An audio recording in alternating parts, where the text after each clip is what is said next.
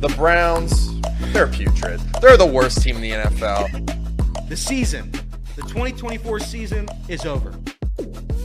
Lamar Jackson can't win the playoffs. He'll win a third MVP, though, so that's great. Drew Sample is the most important piece of the Bengals offense next year. Go Joe Burrow. He deserves to be MVP. I wish he was the Browns quarterback. Kind of mean that. If you're looking for the most reactionary, silly, and unserious show on the internet, then you're home. Live from Hamilton, Ohio, it's Off the Bench by Chatterbox Sports on 1410 ESPN Radio. All right, let's do this. Off the Bench, presented by United Dairy Farmers. Off and rolling here on a Thursday. Merry post-Christmas, I guess, if you will. We're off and rocking here. Again, the team's a little short today. It's just Jacob and I, but That's we're right. off and rolling. Rip it and rip hope it. everybody had a good, I mean, again, just like I don't want to say the good old days because it's not like it's not the good old days now. But The good old day. yeah. Maybe Back when week? Trace was trying to figure out what, it wasn't even that. I think we got 3 shows in. I think it was 3 shows. Yeah, pretty good. Pretty good for a 3 times a week show. This is back when Trace didn't know what to do with us, to be honest. But he figured it out. But yeah, how was your Christmas? Everything good? Everything good? Obviously, we're the only ones here. We're the only ones here. Yeah, no, they're dropping like flies. But yeah, Elliot's traveling. I'm leaving shortly after this. So no Chatterbox Bengals tonight. That's why we recorded a little bit of an extra long one on Christmas Eve for you guys. But I'm heading out for my holiday trip right after this. So having a little bit more fun around the holidays. But yeah, no, it was good yesterday. Being out of town, going to college in Alabama. I hadn't seen my extended family on the holidays in about 5 years. So it was really nice to see everyone else. I didn't have a beard last time I was there. So a lot of the extended cousins had trouble recognizing me at first when I walked through the door. But yeah, no, it was fun to reconnect with everyone and talk with everyone. And yeah, no, it was great. Really nice to be home for the holidays for the first time in a long time. I thought you said you didn't have a beer last time. So I was 5 years ago. Yeah. That sounds, I guess so. Just a baby. Lot to talk about today. Obviously, the Bengals didn't play yesterday, but again, with the Chiefs winning, there's some fallout there that doesn't really stamp anything for the Bengals, but it does add one more roadblock for them that we're going to be keeping an eye on over the final couple weeks of the regular season. Obviously, the Bengals preparing for their big matchup with Denver coming up this Sunday, or is it Saturday? When the hell do they play? Saturday. Sunday? Saturday. That's what I thought. But everything's whoa. How was your Christmas? You didn't say how your Christmas was. Oh, Christmas! Look, we I'm from up north. I'm up from like Van Wert, Lima area. My in-laws are from St. Henry, so we go and spend some time with them on Christmas Eve. Nice. My family on Christmas Day.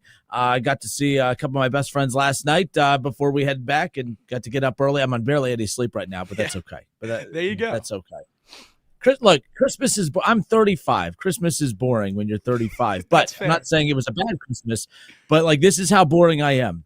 My favorite gift we got a lot of great gifts. Don't get me wrong. And I love giving gifts better than getting gifts. But we got a coffee maker that you can schedule when to make your coffee. That's how boring of a human being I am. That's nice, though. And 20. Yeah. Look, we got a lot of nice stuff year, and I was excited. My mom got me some really nice socks, and I was stoked. There was a day not very long ago where I would have thrown a fit if I unwrapped socks, but I was over the moon. Yep. All that stuff. You get the socks, underwear, any of that type of stuff. That's the best Christmas stuff. Right there when it's all said and done. But no, I know what you're also wanting for Christmas, and that's a playoff appearance for your Cincinnati Bengals. And yesterday, although they did not technically play, it was the result of one of the games that kind of obviously has an impact on the Cincinnati Bengals, just because there's a lot of things that, I don't want to say a lot of things, but there's quite a few things that have to happen for the Bengals to make the postseason outside of them just winning their final couple of games. Obviously, they have Denver this coming up weekend. They'll close out against the Pittsburgh Steelers. We could talk about the good. The Steelers are plummeting. Yeah. All right. The Bengals are playing some of their best football, or their best football of the season at the right time. The Steelers are playing, typical Mike Tomlin fashion, which we'll get to that in a moment. They're playing some of their worst football at the right time for Cincinnati. You get through Denver, you're in good shape heading into that matchup with Pittsburgh, but you also need some help. Denver has to lose their final 2 games. You control your destiny against Denver this coming up weekend. But then what we thought was going to be a nice finish, because Denver has to play Kansas City, they ain't going to beat Kansas City. They might, might be Kansas City now, because with that win yesterday for the Kansas City Chiefs, they secure the 1 seed. They don't even have to worry about technically playing their starters in that final week, or do they? How much of an impact did that Chiefs win yesterday impact the Bengals' playoff hopes in your mind? I think it had a huge impact. I was pretty crushed with how that game was unfolding early, and it was weird to be rooting for the Steelers. Usually a Steelers downfall unraveling on Christmas with the rest of my family around me would have been a great day, but of course it's the one time I have to root for Pittsburgh to get the win, and obviously they just looked like they were outmatched all day long, and that's kind of been the theme for them late in the season against contenders all of Tomlin's career, and really in the last couple of weeks, except for against the Bengals when even their defense looked terrible. The offense put up a historic performance, but I don't know how much I'm crediting the Steelers offense for that instead of the Bengals defense, but they just haven't been the same team as they were earlier this year, and I don't know whose fault that is. It seems that some people in Pittsburgh are asking for a reverse QB change back to Justin Fields. Russell Wilson really getting up there in the turnovers now, a bad pick in the red zone to open up the day yesterday. But yeah, I don't know what the problems are in Pittsburgh, but they certainly look like they're unraveling. But that doesn't really make me feel much better about the Bengals, except for the fact that the Chiefs, if they rest their starters against the Broncos, have 25 days off until their next game. I'm not saying Mahomes and the starters are going to play the whole time. I would be shocked if they don't at least play the first half or a first quarter or maybe a first half and a 2-minute drive to open the second half. I don't know. But for Andy Reid to rest his starters for 25 days, I just have a hard time believing that's going to be his method going into the playoffs, because we already debate rest versus rust with 1 week off.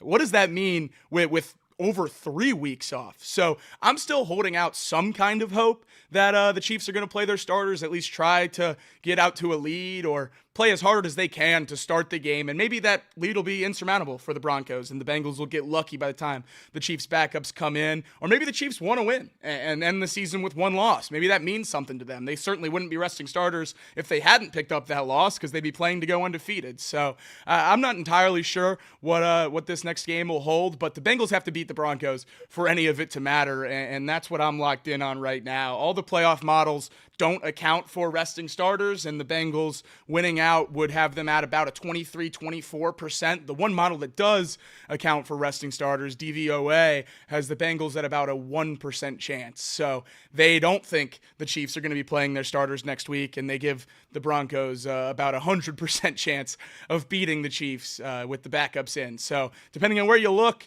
I don't know how the Bengals should feel about that one, but definitely not the way we wanted it to go.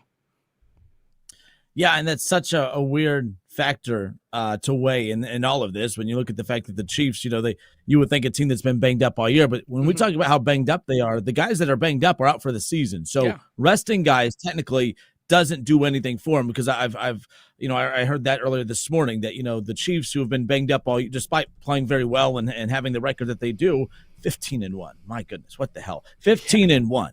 And as banged up as they are. But the thing is, I don't even know if you can categorize them as banged up. The guys that are hurt are out for the year. They're theoretically, with the roster that they have right now, they're not as banged up as what you would like to imagine. So at the same time, you're right. It's just a lot that coaching staff has to weigh. And you know what? I don't feel bad for him. Oh, poor Andy Reid. My team's 15-1. Oh, my team's 15-1. I don't know if I should play my starters or not. Oh my gosh, we can have 3 weeks off because we got the 1 seed. Oh my God, feel bad for us. Yeah, I don't feel bad for him, but those are things that too. We could talk about, advanced analytics in sports across the board, and you talked about it. That some of those things you just mentioned don't factor in whether or not they're going to rest their starters or not. So we'll see what ends up happening. But I will say this. Whether the Chiefs rest their starters or not, you got to think Denver coming off of a loss, 34-27 against the Chargers in their last game. If they do lose to Cincinnati, you have to wonder as well, is this team just maybe not giving up, but you have a rookie quarterback, a young roster. You've already overachieved in my eyes and pretty much everyone's eyes when it comes to what we expected of Denver this year to begin with. It's one of those two. What's the confidence level going to be like if they do drop to Cincinnati? Are they even good enough to beat the Chiefs in that particular scenario, even if it's just against a half of the starters? So who knows what's going to end up happening? But again, unlike the Reds season where mathematically they were still in it, but realistically we knew they didn't have a chance, the Bengals still have a chance. Absolutely. And I think the difference is the Reds were not playing good baseball all while being mathematically in it. That's why we checked out on them. The Bengals are playing their best football of the season while mathematically still being in it, and they have everyone locked in when it's all said and done. So we'll see what happens. But yeah, that Chiefs factor, that was an interesting one moving forward. Also, keep in mind Pittsburgh with that loss yesterday. That could impact the final game against them because they're going to potentially be playing for the division as well that final week. So they're going to be given it their all, whatever their all means for Pittsburgh in December. And that's the other side of the coin of yesterday's game is if Pittsburgh had won, they would have locked up the AFC North and not been able to move and have been resting their starters against the Bengals. So it would have been a two-way street where it would have been a lot easier for the Bengals to get in.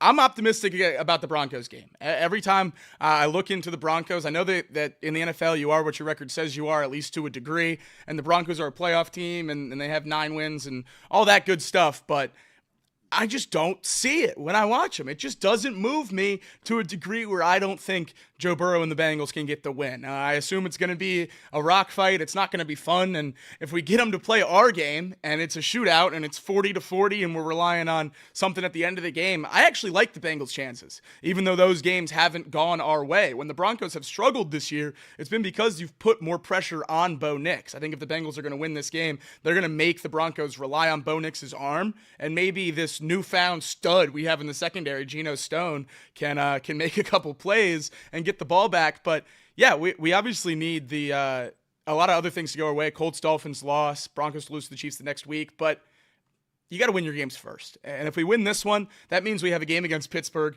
in January. That means a lot, and that is fun. And in this season, we didn't expect to have a lot of fun. So if we can get 2 pseudo playoff games out of it, then I guess I'll take it. I expect Paycor to be crazy on Saturday. Justin Kinner, Jacob Tissett. This is Off the Bench, presented by United Dairy Farmers, Chatterbox Sports on YouTube, ESPN 1410 Wing AM in Dayton.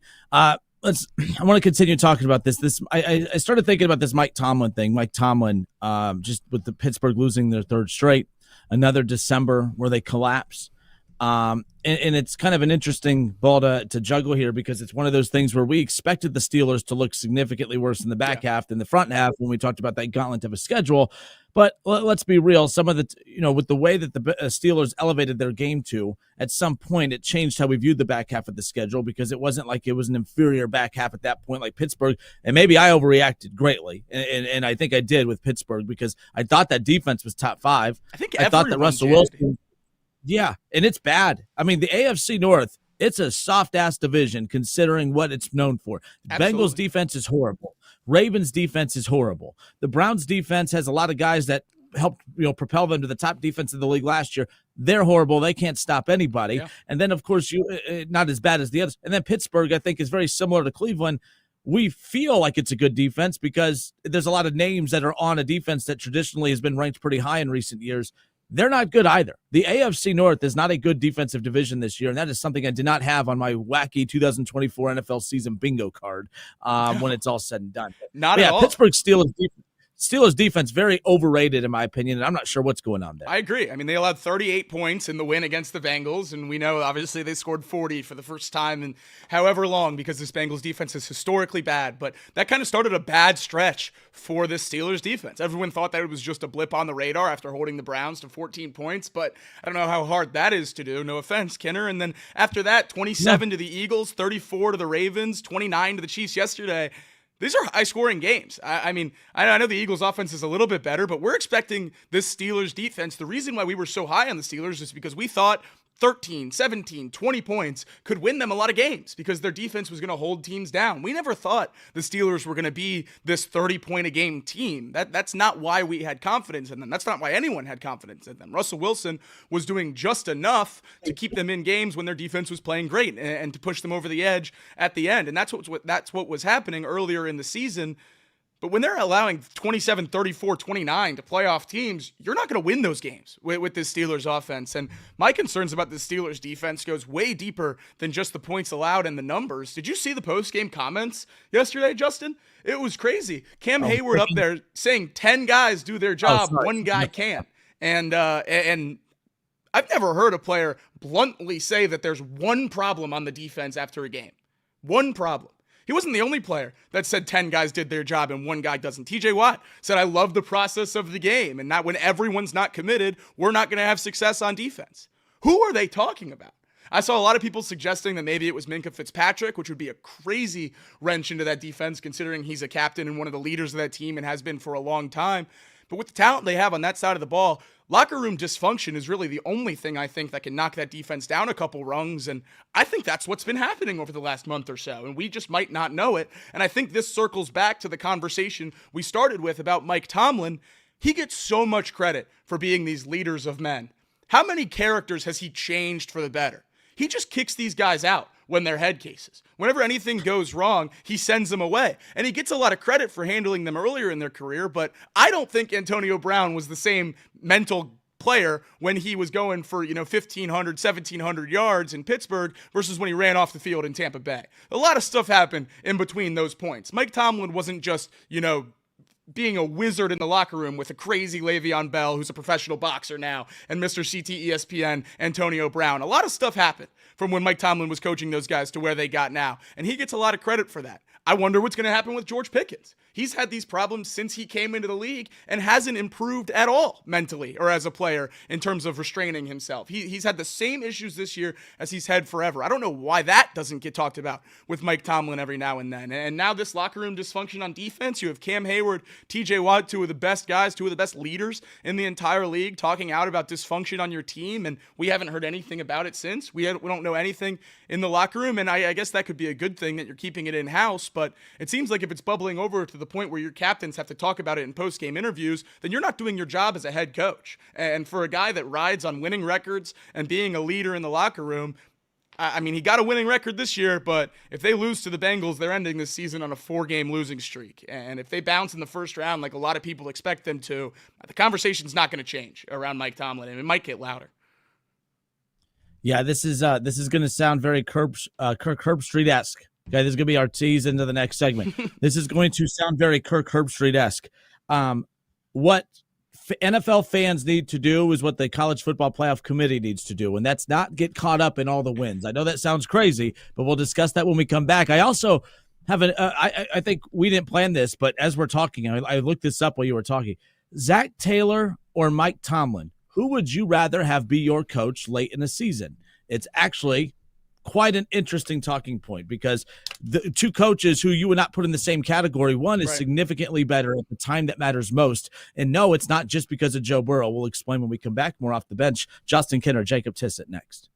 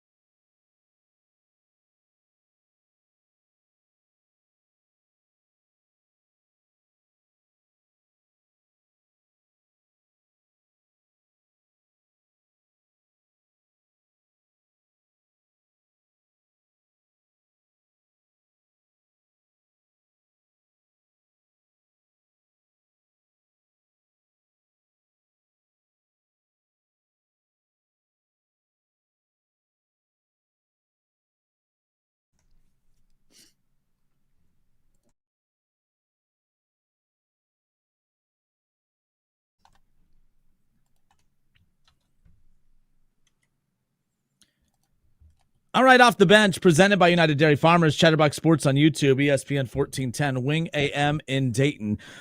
So this Mike Tomlin thing yesterday, the Steelers lose their third straight. They're what are they at right now record-wise, Jake, here in not December, but just over on the 10. So they're 10-6 right now with one game, 10-6. And look, as a Browns fan, if you tell me that my team's 10-6, I'm in love with that record. I think Bengals fans, you would kill to be 10-6 right now. 10-6, but that's why 2-4 skid.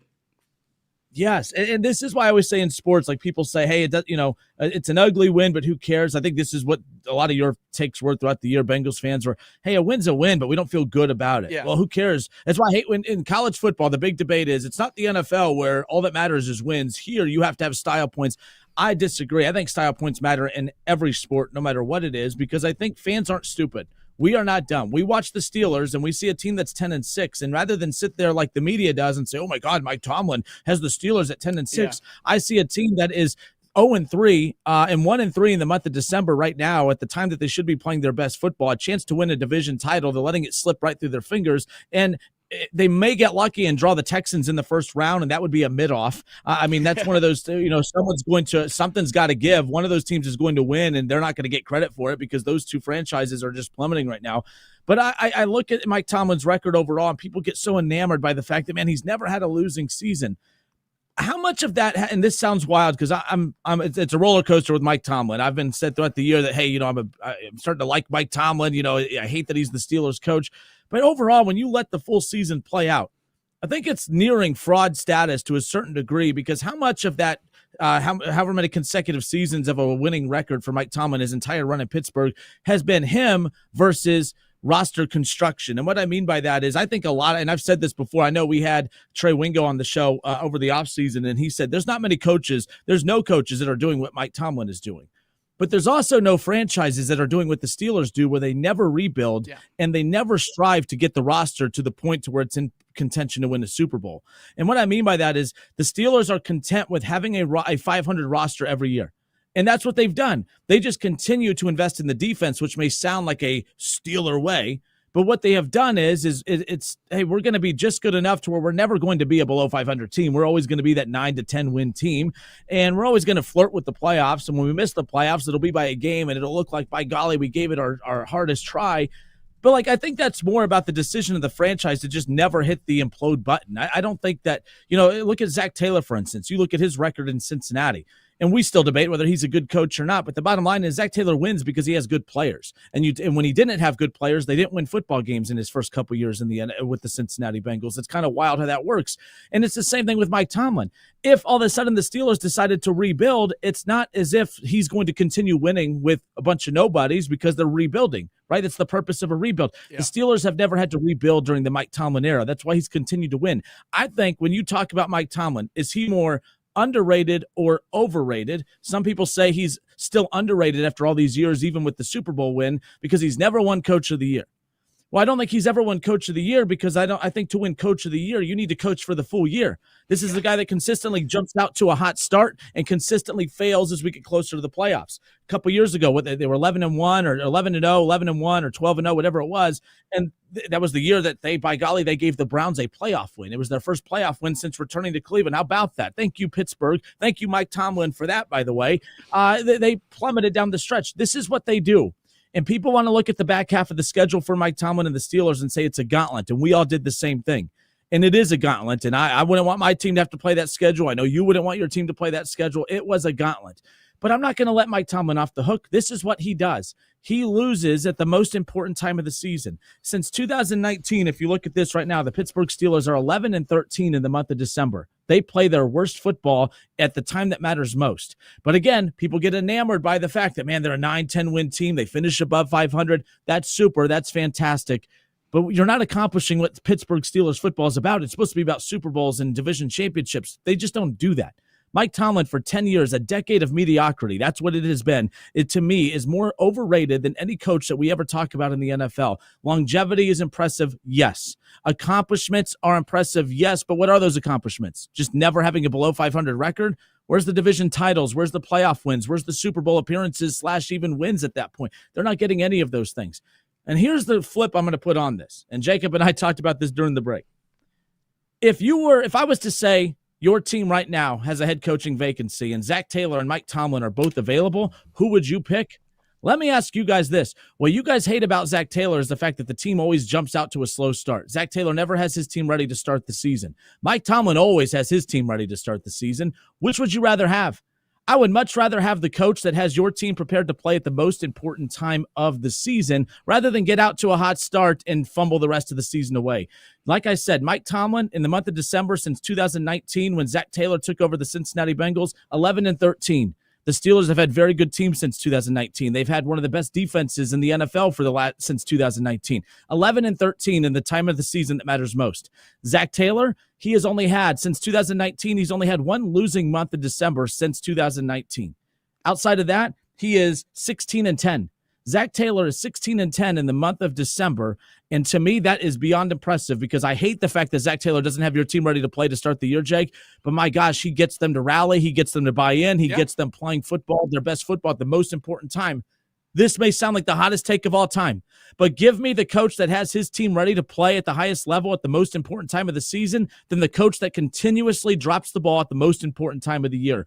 Kudos to Mike Tomlin for having a Super Bowl. Mike McCarthy has a Super Bowl, and everyone wants to fire him every single season. And, oh, yeah, he's been way more successful in Dallas over the last couple of years than Mike Tomlin has in Pittsburgh. They have, 3 straight seasons of 12 wins, in Dallas, and people still want to get rid of McCarthy. Mike Tomlin's not a leader of men. You talked about it, Jake. When he doesn't know how to lead you, he just kicks you off the team and puts off this perception that I'm leading these guys. No, you're not. To me, give me Zach Taylor. Since 2019 to now, Zach Taylor has been a better football coach than Mike Tomlin, and I don't give a rip who disagrees with that. I will take the Bengals playing their best football in the month of December than the Steelers playing their best football back in September. Who cares? Mike Tomlin is the most overrated coach in the National Football League, and I'm so sick and tired of hearing about the Steeler way, so sick and tired of the leader of men talk. I am so sick and tired of the Pittsburgh Steelers. I think they are the biggest frauds in the National Football League, and I can't believe I'm saying it one more time, Jake.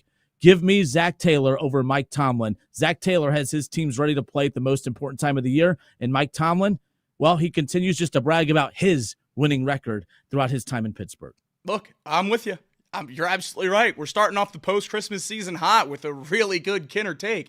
I absolutely love it. I think you're on it. The pushback on Zach Taylor, and it's exactly what the chat is saying right now, he's only been successful with an elite quarterback in Joe Burrow. They point to 2019 before he got Burrow and how bad that season was. And after the injury, I guess last year, I think he had one of the best coaching jobs of his career, getting Jake Browning above 500 and moving the offense around and the scheme around to benefit a different quarterback. And then this year, obviously, has been a struggle. But if your knock against Zach Taylor is that he hasn't done it without an elite quarterback, then Tomlin's a perfect conversation to have. Because his Super Bowl came with prime Ben Roethlisberger, who was pretty dang good. And since then, he hasn't had a lot of success in the playoffs. Zach Taylor has more playoff wins since he took over than Mike Tomlin has in that time. And we just talked about the record in December. It's not just the regular season. It's the playoffs as well. And Mike Tomlin, without an elite quarterback, has struggled. He gets there and he loses. And that's been the case time and time again. And I think if you're going to have that kind of conversation about Zach Taylor, that he can't do it without an elite quarterback, there's plenty of other coaches that should go in that mix as well. I mean, the guy we consider the GOAT, the best coach of all time, Bill Belichick. There's certainly conversations about what happened in New England after Tom Brady left, about what kind of success he can have without an elite quarterback. Do we think he's a bad coach? No one does. Zach Taylor is benefiting from having an elite quarterback. Every good coach in the history of the NFL has. He hasn't gotten a ring yet. If Zach Taylor had beaten the Rams in that Super Bowl, and how close was that? Then what's this conversation like against Tomlin? If it's 1-1 in Super Bowl championships, a lot of people just throw away that Zach Taylor went to a Super Bowl. A Super Bowl appearance doesn't mean nothing. He's been to 2 conference championships since he took over. That's more than almost any coach in the entire league. It's a very finite group of people that have been to a Super Bowl and a conference championship since Zach Taylor took over in 2019. It's an elite group. I'm not saying Zach Taylor's an elite coach. I'm just saying he's not as bad as a lot of people think, and there's plenty of stats to back that up.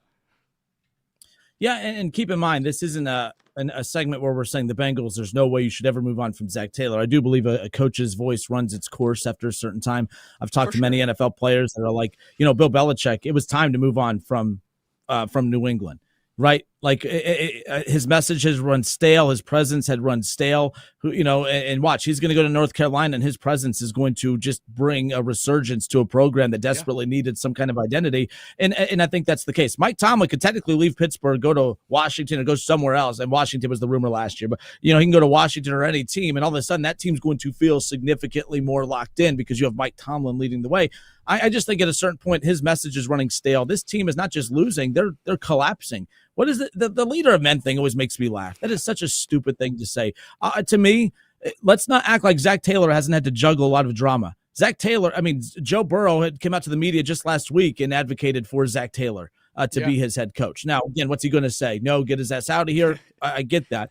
But no one's quitting on Zach Taylor. No one's quitting on this team. This team's playing the best football at the most important time of the season. Jamar Chase, Joe Burrow, all these guys, they could have quit on this team when they were continuously underachieving. They could have said, Zach Taylor, you're a bum. I don't want to play for you. Let's just move on to next season. No, they kept playing. There is a lot to be said about that. You could say, well, Zach Taylor's winning because of Joe Burrow. There's a lot of quarterbacks that will quit on their head coach if they feel we don't really have the guy to lead this team. And Joe Burrow may not, if you had to put some truth serum in him, I don't think he would say, hey, Zach Taylor is the only coach I would ever want to play for. I think there's some guys he would love to play for instead. But I also don't think that he would come out there and say, oh, yes, Zach Taylor's great if he was pulling an Adam Gase or someone else that we've seen in recent years that have just completely dropped the ball with their respective teams. Mike Tomlin, again, good for his PR camp. Good for Pittsburgh. They've sold you a bag of goods, but I think he is the most overrated coach in the NFL. Simple as that. He doesn't lose games because his roster never changes. They just continue rolling out the same roster, and the organization drafts well. And his coaching staff does a good job of developing. I'm not going to downplay that by any means, but at the same time, results matter. Results matter. And I'm with you, Jay. I don't like when people say, well, Zach Taylor's only good because of Joe Burrow. Well, yeah, but what's the last Super Bowl that a coach won that didn't have an elite quarterback? And I know you're going to say Nick Foles with the Eagles. All right, Flacco at the time with the Ravens wasn't considered elite. But we're talking about once a decade where something like that happens. That's not the blueprint. No one is saying, we don't need to spend $50 million on a quarterback. Let's just go get a Nick Foles. Hell, the Jaguars tried it. Nick Foles wins a Super Bowl with the Eagles, wins a Super Bowl MVP. They threw out $100+ million contract at him for a couple years, and they rebuild 1 year later because, oh, crap, that was just a Cinderella run. All right. All of a sudden, we're not going to look at these mid-majors and say, oh, my gosh, they're a Power 4 conference team because they made it to the Elite Eight. That stuff doesn't happen. But nonetheless. All right. Justin Kinner, Jacob Tissett with you here, 1410 ESPN Radio. MVPs coming down to Josh Allen and Lamar Jackson. Their stats are just off. They pop off the page. No doubt about it. Lamar Jackson's numbers significantly better than the MVP that he won last year. Yeah. His numbers are even better than Josh Allen, who's being viewed as the favorite to win it this year. But if you put Burrow's numbers up next to them, if the Bengals had a much better season, how realistic would Joe Burrow's chances of winning an MVP be compared to Josh Allen with what he's doing in Buffalo, Lamar Jackson with what he's doing in Baltimore? Joe Burrow, not talent-wise, we know how he stacks up with those two, but would Joe Burrow be the favorite to win the MVP if his team was just a couple wins better? How does he stack up against those two? We'll discuss when we come back. More Off the Bench next.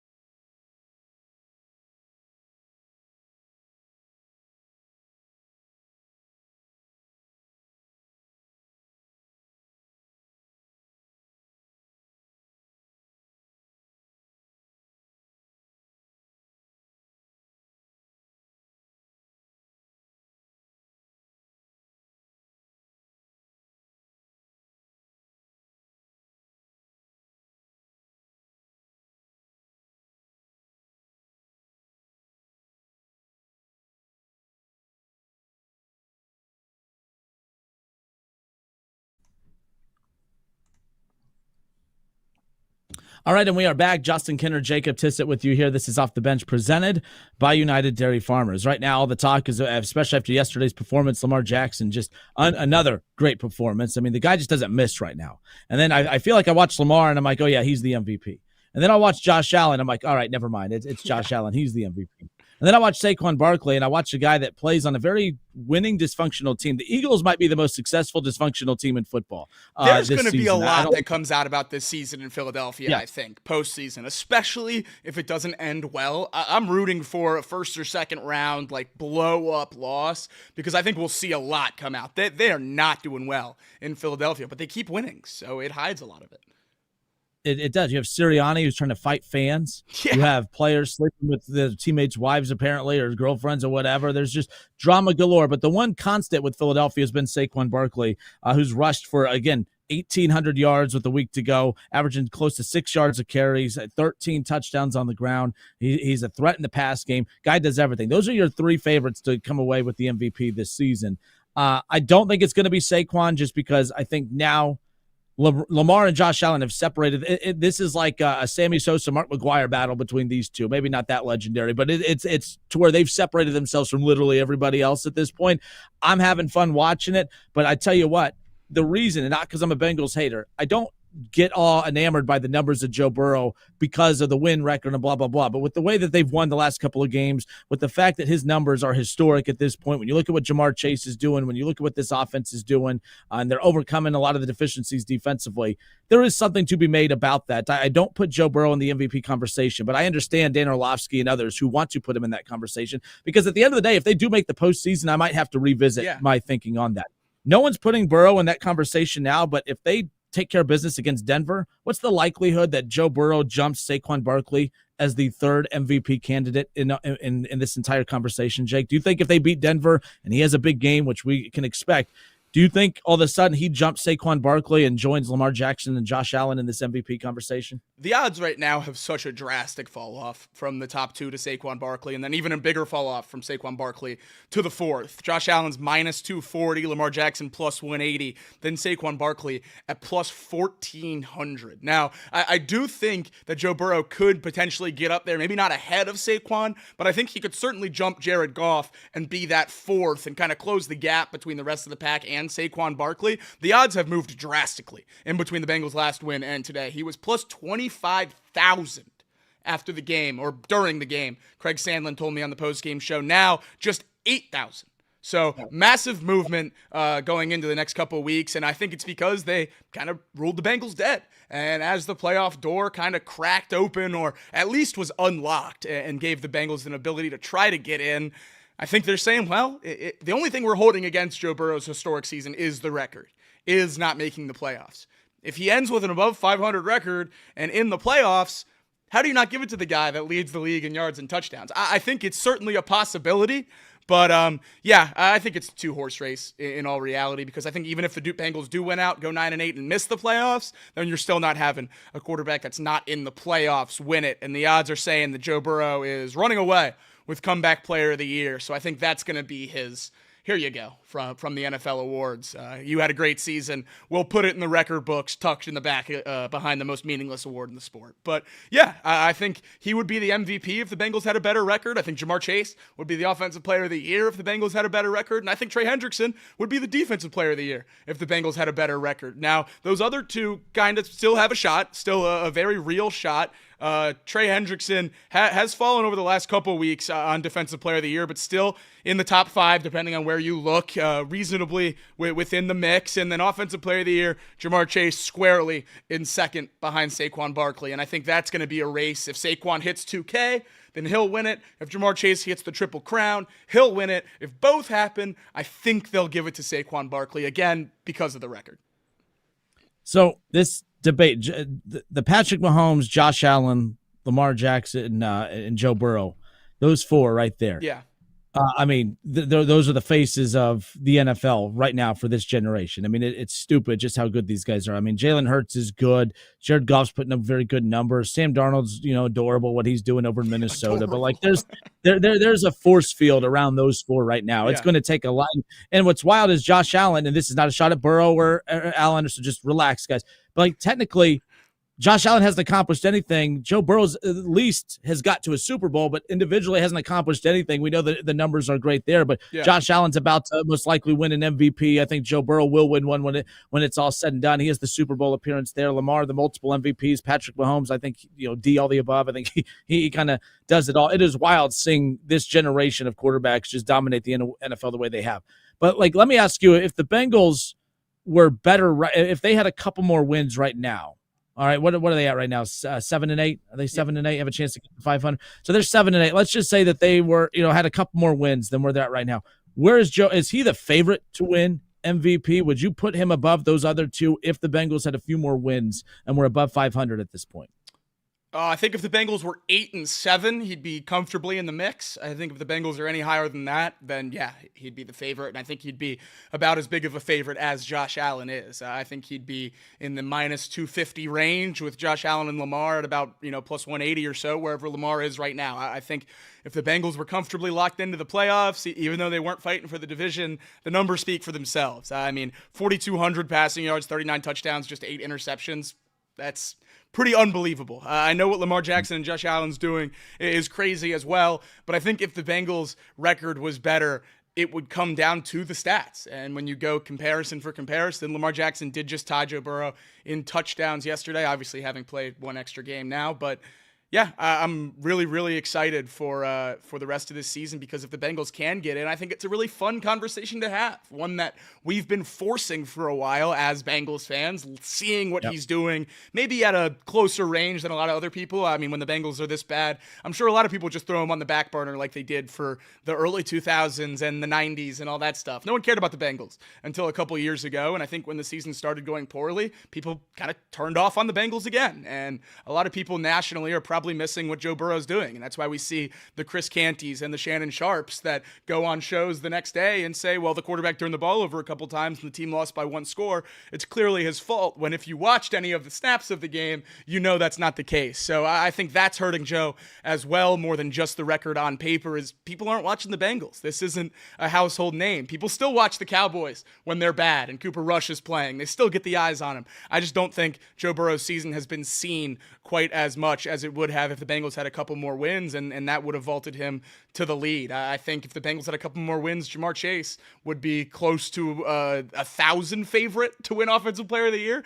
Triple crown on a playoff team. I know what Saquon Barkley's doing is great, but we've seen 4 receivers in NFL history do this if Jamar Chase is able to accomplish it. So I think there's a lot of things that would change this year from a historic perspective, looking back on the 2024 Bengals if they had a couple more wins. And I'm not just talking about a playoff berth. We're having a couple of the best seasons at important positions in the history of this franchise. And it's a shame that they're probably going to be lost to history, because to everyone but Bengals fans, because they just aren't going to result in enough wins. Yeah, and so it's an interesting dynamic right now. And here's why I think if Joe Burrow had a couple more wins, he would definitely be in the mix. I don't know if he would win MVP, and here's why. Just based on what the numbers are telling us now, with how Lamar is being viewed against Josh Allen. One of two things could be going on here. Josh Allen, so I don't need people trying to twist it to say I'm just finding an angle to not take Joe Burrow's side here. Lamar Jackson's numbers are significant. They're not significant. They're better than Josh Allen's. More yards, touchdowns, total yards. When you look what he could do on the ground, Josh Allen's very good on the ground too. Don't get me wrong. But Lamar checks off more boxes than Josh Allen. Josh Allen's the favorite to win MVP at this point. And I think one of two things is happening. It's either one, maybe that MVP fatigue might be playing a tiny role in this with Lamar. That could be the first one. The second one could be, and this is what I always lean to, even, Joe Burrow's not even a part of this, but if he was, I would still include this to factor in, especially with how good Joe Burrow's been this year, no doubt about it. I'm always going to go with the do more with less guy. And when you look at the fact that I think that the reason Lamar's numbers are better than last year's is because he's been able to go back to being the center point of that offense because of how much attention that Derrick Henry receives. I think Derrick Henry, I was not expecting him to be this much of a game changer for the Ravens. I think we knew the potential was there, but we thought there was a reason the Titans moved on from him. No, he's still that dude, and he's been paired up perfectly with Lamar. Lamar has weapons for the first time in a long time in Baltimore. Joe Burrow has Jamar Chase, T. Higgins, and obviously, one of the best offense in the National Football League. I do think that would be, so dumb as it sounds, used against him. He's why that offense is the best in the NFL, but it would be used against him. I think that for Josh Allen, I think he's getting a little bit of the rub because it could be, again, the MVP just fatigue with Lamar, but I do think that when you look at what Josh Allen has around him, and you're going to go find guys that have good stats, yes, but you're not going to find name players right now, the guys that pop off the page. You're bringing some of these dudes to a Derrick Henry and a Jamar Chase T. Higgins fight. You're not going to win that necessarily. I think Josh Allen's going to get the MVP this year, and I do think even if the Bengals had a few more wins, Joe Burrow would be on a graphic with these two. I still don't know if Joe Burrow comes away with it because I do believe Josh Allen's going to get a little bit more love for the fact that, hey, he doesn't have that Jamar Chase or T. Higgins. He doesn't have that Derrick Henry and some of the weapons that Lamar has in Baltimore. I think that would play a role in it, and I do think that's playing a role in why Josh Allen's probably going to come away with the MVP this season when it's all said and done. I think you're right, and Joe Burrow's always going to have that fighting against him with T. Higgins and Jamar Chase on the roster, regardless of how well they're playing. And I think that that name value will always hurt him in the MVP conversation. Now, I do think most of this between Lamar Jackson and Josh Allen is one guy hasn't won it and one guy has two. I think if it was two guys that haven't won an MVP, I do think Lamar Jackson would be favored just because the numbers they are close. I think they're pretty lopsided when you're arguing an MVP. When you're arguing against guys you know are going to be in the top of the league, you expect him to have great numbers, and Josh Allen certainly does. I just think what Lamar Jackson's doing is incredible. And the thing that really hurts me in this conversation is how can you look at the last two times he won MVP and then look at this year and say he doesn't deserve it, other than voter fatigue? Because he's better at everything. And the one thing that everyone hated on Lamar for his entire career, his entire draft process, the whole combine, everything, was that he's not throwing the ball first. Well, what has he done? He's dialed back the rushing more than he ever has, and he's doing it maybe more effectively and timely than he ever has. He's making more of an impact with less rushing yards, which is crazy to see. And he leads the league in touchdown passes, or at least is tied with Joe Burrow right now after last night. Unbelievable season so far for Lamar Jackson. I heard people last week after Josh Allen had an incredible game that the MVP race was over, and the odds certainly reflected that. They've kind of bounced back to make it more of a race now, but yeah, I don't know why Josh Allen is such a big favorite other than MVP fatigue, because when I watch Lamar Jackson, I certainly think that's the MVP of the league, and he has been two times before, and I don't know why that's held against guys. I mean, we've seen it held against Shohei in the MLB. We've seen it held against Nikola Jokic in the NBA. We've seen it held against LeBron years ago. I mean, I don't know why this is the case in every single sport that MVP fatigue's a thing. Spoiler alert, the best players in your sport are going to win the MVPs more often than not. I don't know why reporters and everyone else likes to diversify it as much as they do. I don't have a problem with other guys winning it, but I certainly think that MVP fatigue plays a much bigger role than it needs to. Yeah, and Joe Burrow will win an MVP. There's, unless something stupid happens, there's no way I could see his career ending without winning an MVP. But I do think when that MVP comes, it's going to be with, not a hot take here, I think when Joe Burrow wins an MVP, it will be with probably the least impressive offensive roster he's played on. And what I mean, like, you're still going to have Jamar Chase, but it could be next year. Joe Burrow could win it next year. He's going to have Jamar Chase. T's going to be gone. Burton, God, you hope he can just figure it out, right? And maybe there's a player on this roster there's a player that's not even on this roster that could potentially play a role there. I think this offense will not be as good next year as it is this year, assuming that T is truly gone, and I think he is. Assuming T is gone and assuming that the Bengals don't land just some freak wide receiver in the draft, I think this offense will take a step back next year. Not because Joe Burrow's not good, but I feel like this offense will take a step back next year, and that's when Joe Burrow will win that MVP. And it's going to be just because of, okay, look, now they look more balanced, and some of it could be maybe the defense is better. But, I mean, you look at the Chiefs, we think that offense is bad. It's just balanced. It's kind of boring. It's not that exciting Chiefs offense we saw. Buffalo, they're boring. It's not an exciting offense. But again, Josh Allen is the offense. Joe Burrow is about to be and is the offense. Patrick Mahomes is that Chiefs offense. I mean, hell, Philadelphia, they have weapons galore. They're still kind of boring, but they've balanced it out with the run.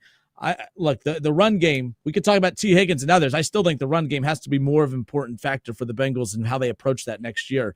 I know everyone gets enamored with Burrow, but I mean, look, when the Chiefs made the run game the priority, look at how that opened things up for the Chiefs. You look at the Eagles, look how that opened it up for them. It kept the Niners in the mix. It's kept the Browns in the mix. The run game has to statistically be a priority for them, because I know you'll find stuff on Brown and others who've been very good, but the run game has to balance that pass game more than the other way around at this point. And I think you're seeing that trend across the NFL. That's what I'm intrigued to see how the Bengals approach the offseason when it comes to that. You might, and I'm curious if you agree or not. But it's so easy to lean into the Burrow thing and say, we got to get him as many weapons as possible to throw the ball to. I think that there's enough to throw to. Well, no, they need to get more. Never mind. That's a bad take. They need to get someone behind Jamar. Don't get me wrong. But I think that the run game is probably one of the more important factors they have to address this offseason to balance out that offense, because the pass heavy stuff's not good enough. It's good enough to look flashy and enjoy watching them play. They have to be more balanced at the end of the day. And that's the biggest win, I think, in a season of so many losses for the Bengals, is that we have a running back one. I think everyone in this city is incredibly confident in Chase Brown in the future. Not as fast. Sorry? Oof.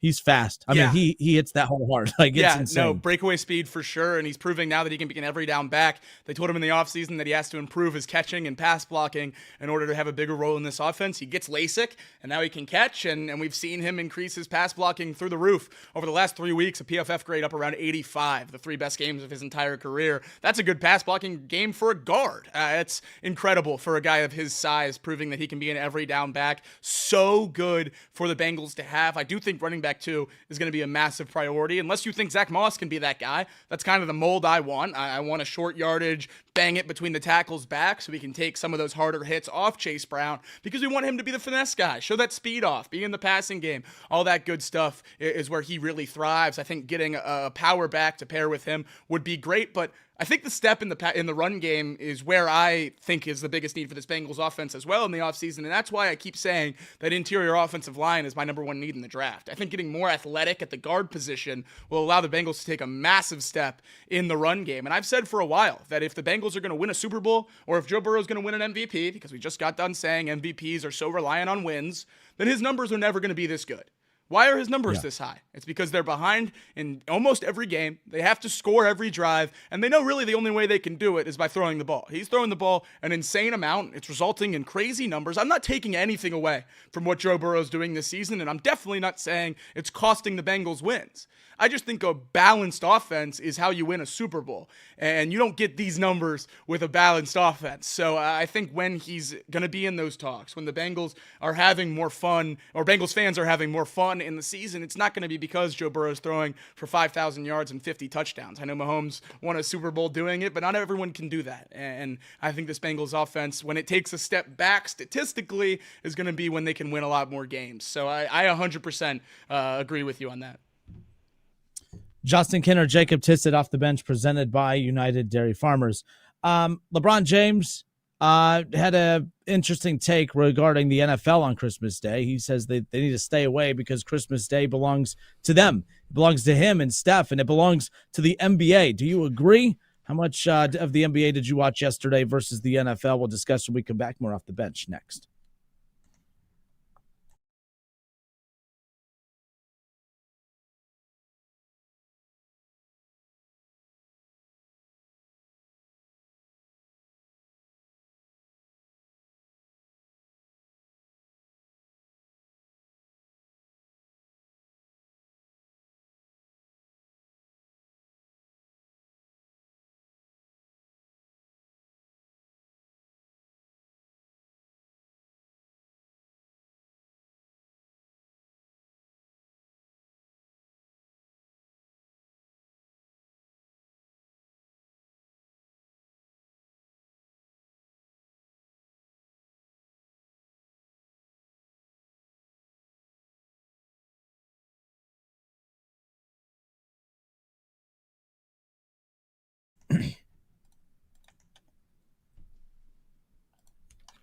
Justin Kinner, Jacob Tissett back with you here. This is Off the Bench, presented by United Dairy Farmers.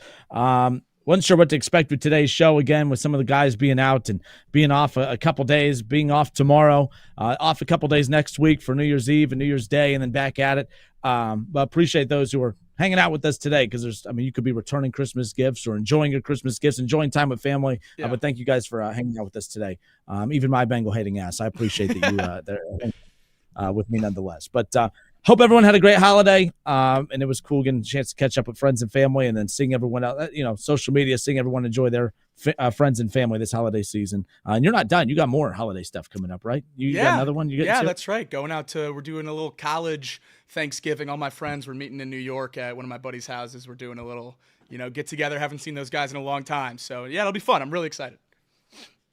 Well, right now. I just got a text from my buddy trying to finalize hotel and all that other fun stuff for the Rose Bowl. So I'm hoping we're able to snag some final details to get that done. Let's go. It has nothing to do with the holidays, but I don't care about anything else. I don't care about look, I've been very lucky as a college football fan to see a lot of really, really cool stadiums. Some don't live up to the expectations. Some exceed them.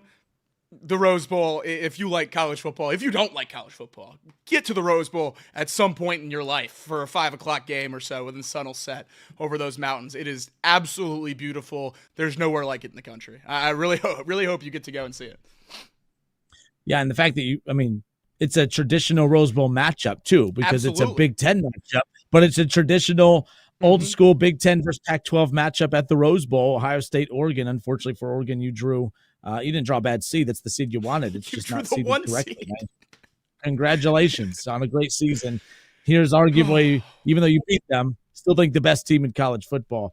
Look, the whole reason Ohio State's an interesting talking point because we beat up on Ohio State a lot. Everyone's like, are you sure you're a Buckeye fan? I'm like, yes, but there are expectations for a program. And just because they've won a lot of games, like and Ohio State's a prime example. I didn't mean to go here, but we're here. So whatever. We'll get to the LeBron James thing in a moment. Like, so many people piled on Kirk Herbstreit, and I don't think he said anything wrong. I know we talked about this with Elliot when the guys were in the other day, Jacob, but like the thing about this college football playoff debate, and I get everyone's going to have different takes on how it should be seeded, how many teams, who deserves to be in, what do you ignore, what do you overlook, what do you need to pay more attention to? I get that everyone's going to have different takes here, but what we can't do is a take that we disagree with, take their take and spin it into just something so ridiculous. Like, I know Kirk Herbstreit, what he said was that, what the committee needs to do is they can't get so caught up in all the wins. You guys know deep down what he meant. Oh man, so Kirk Herbstreit says wins don't matter. You know damn well what he meant. You know deep down what he meant. And the reason I know this is because if your team is in a fight to get a final playoff spot, and your team played a bunch of teams and the other team did not, you truly comprehend what he's saying. You would all know what he is saying.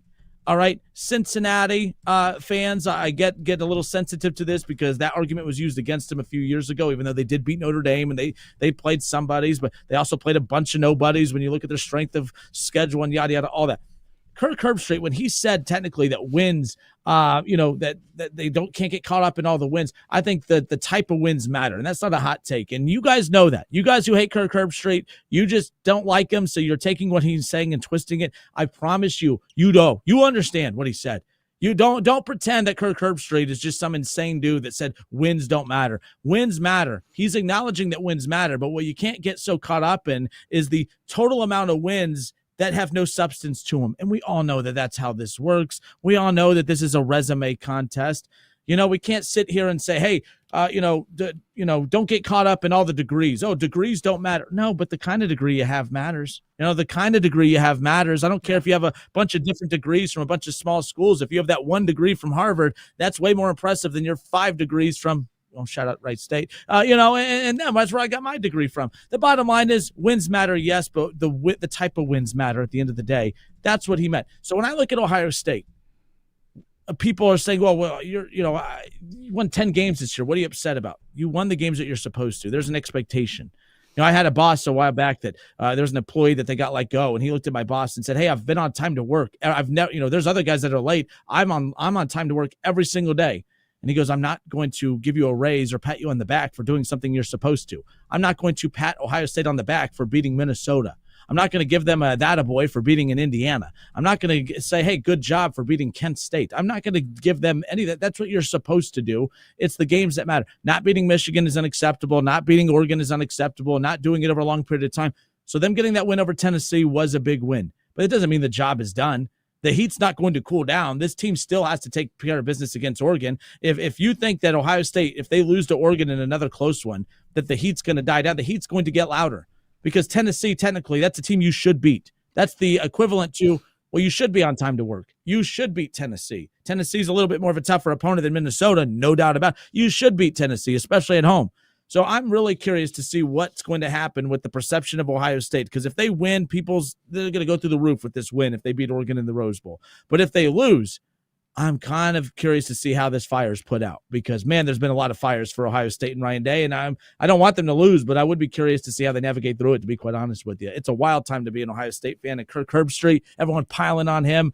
It's been a wild couple weeks for him, no doubt about it. Yeah, you're absolutely right. Everyone's twisting what Kirk said, and what Kirk said is what I've been saying forever. I absolutely agree with Kirk Herbstreit. The wins can't be all that matters in a sport with this wide of schedule discrepancies. If you want to be able to just look at the win-loss record and have every 10-2 team over every 9-3 team, then we got to get these teams to play more even schedules. The discrepancy between the teams we're talking about making the playoffs is wild to be having to debates that just simply wins and losses can determine who's better. We have to look deeper, or we have to fix the scheduling. There are two options. There's two routes.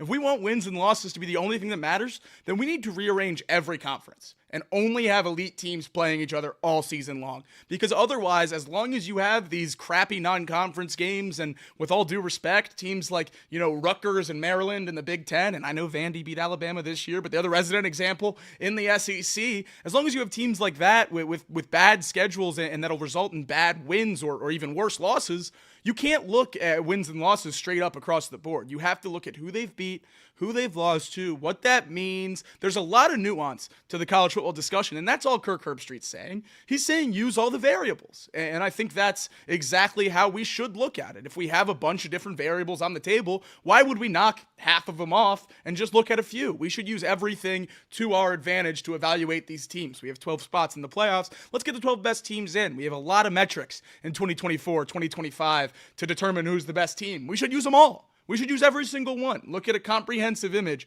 of every single team. It's just not a simple sport. A lot of teams play such different things, and that's really important as we move into the rankings. But as we talked about with Ohio State, yeah, I think this is when it starts for them. I think a lot of people were talking about the Tennessee game as a win that can save Ryan Day's job. I don't think it did anything but maybe loosen the collar around his neck, and maybe he can breathe a little bit now, but he has to beat Oregon. And if they beat Oregon, I do think a lot of that conversation ends. I think people view Oregon as the best team in the country if it's not Ohio State because of that first loss, and then obviously Ohio State's loss to Michigan as well, bumping him down that rankings. But if you go dominate Tennessee and then take care of Oregon with relative ease, I mean, I'm not asking for a Tennessee-level blowout, but you win a game where you're not really breaking a sweat, I think a lot of the conversation around Ryan Day changes to, okay, we got to figure out how to beat Michigan. And it's not the same we got to figure out how to beat Michigan as it's been right now, with death threats being sent to his house and him having to hire armed security for his wife and kids, which is absolutely disgusting.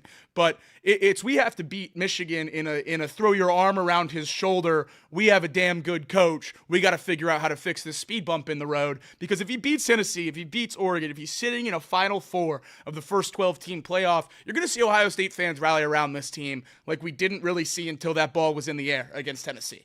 I think once that game was kicked off against Tennessee, and I think part of it had to do with the Tennessee takeover in quote-unquote Neyland North and all that stuff, Ohio State fans rallied around their team.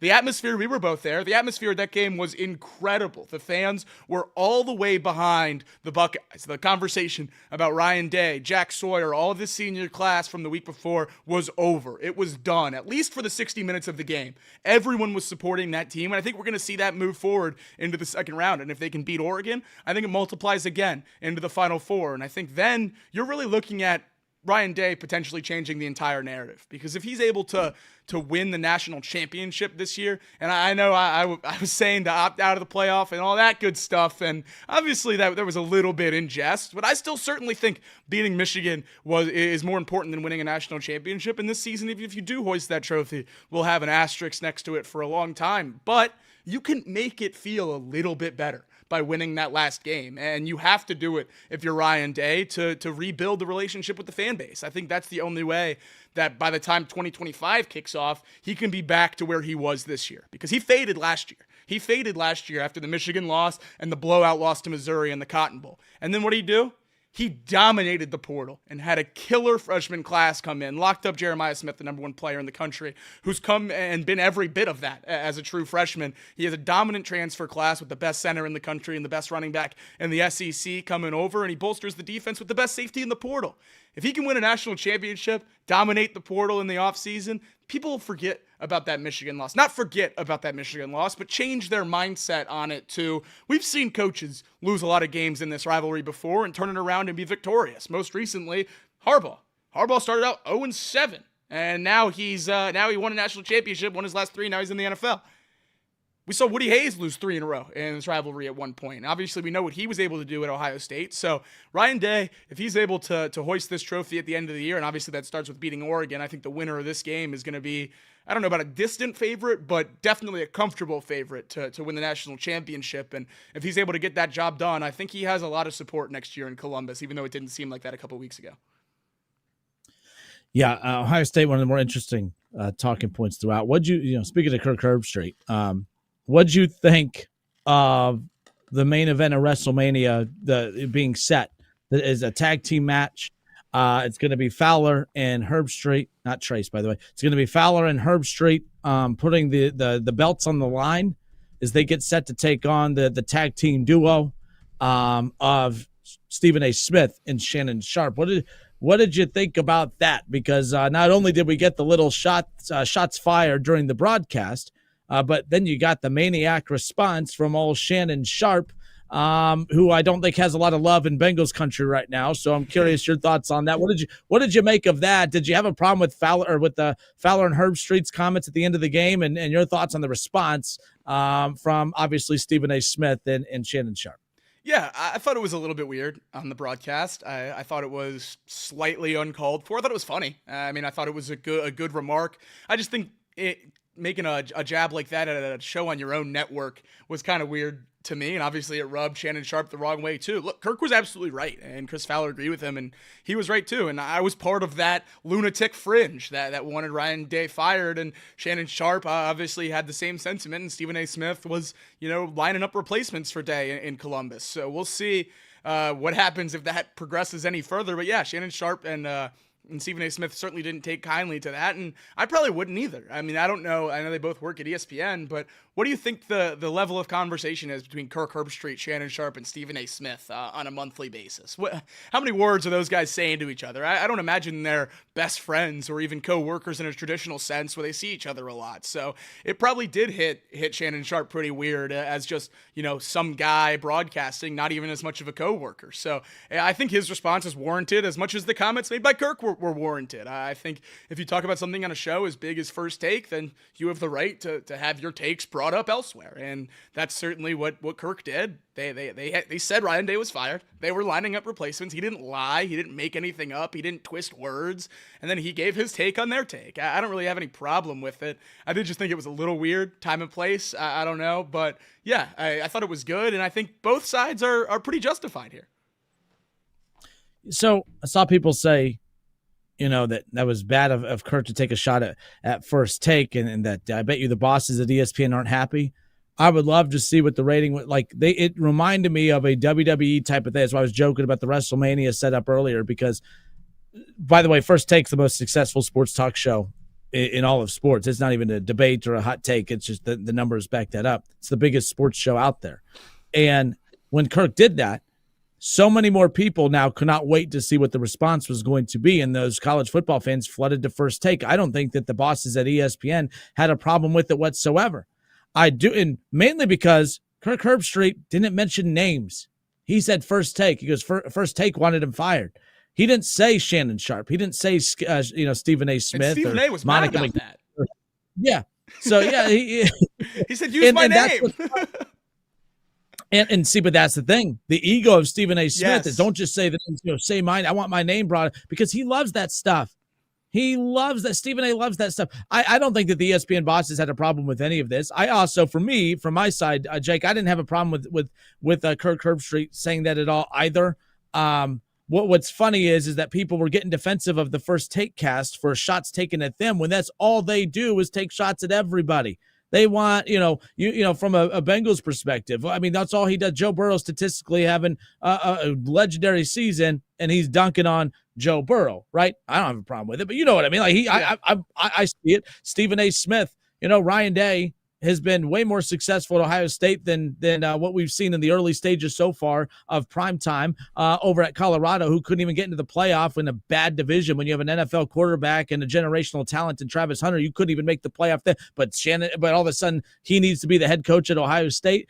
So these shots are taken. I had no problem with both kind of going at one another. My problem with Shannon Sharpe is this. You could have Skip Bayless sit across from you and totally dunk on you and disrespect your career, and you do nothing about it. But all of a sudden, Kirk Herbstreit just says, oh, First Take wanted him fired, and now you want to fight somebody. Now there ain't enough bosses out there that could stop me from saying what I'm going to say. Say it. Say it. You'll probably say exactly what you did to Skip Bayless, which was nothing. Stop with the tough guy act. Give me a break. I like Shannon Sharpe. I love his podcast. He addressed it. He did say he texted Kirk Herbstreit. He said they're good. I do think that both work in the entertainment business. Kirk Herbstreit, good for him. My problem with Ohio State fans at Kirk Herbstreit that hate him, you watch a guy like Desmond Howard and you hate him, and you hate Desmond Howard, and you're like, he's so unprofessional. For every reason that you hate Desmond Howard and that you say you hate Desmond Howard is also what you hate about Kirk Herbstreit. You hate that he's a down the middle guy, that he's not a homer. But you want homers. You just want homers for your team. That's why I get a kick out of Jake when people say, oh, Justin, you're a biased sports talk host.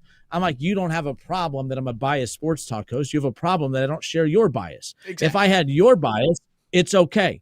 If I had your opinion, it's okay. But because I don't share your bias, like I said, and this is not a shout out to Mo Egger. I know Mo's a great dude. I was like, Mo Egger, he has a bias.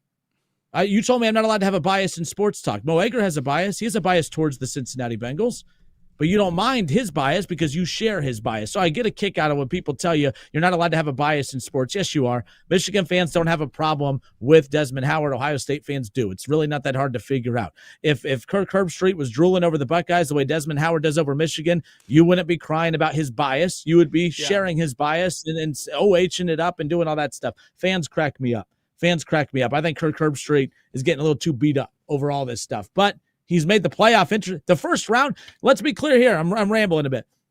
The MVP of the first round of the college football playoff was Kirk Herbstreit because they were four god-awful games.